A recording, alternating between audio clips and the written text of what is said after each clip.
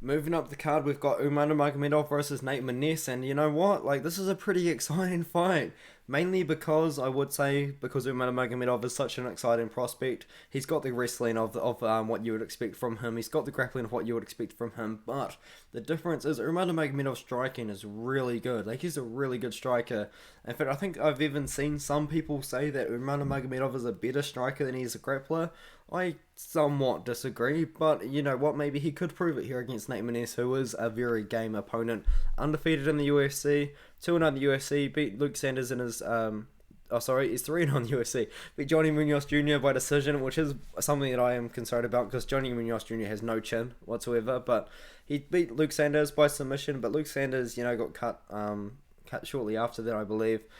Beat Tony Gravely by KO. What am I talking about? Tony Gravely is a good opponent too. Tony Gravely is a good wrestler, and he's got a couple of good wins in his career, especially recently as well.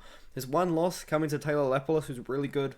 French prospect, I believe, is Taylor Lapilus. I think he's something like 19-3, 18-3 right now, 17-3, like a crazy record now. So he's gone on a win streak since beating Nate Maness as well. So not too bad of a loss there, in my opinion. But Umar Nurmagomedov fought a couple of times in the UFC, crazy odds, beat Sergey Morozov by second round submission, beat Brian Keller by first round submission, quick turnaround.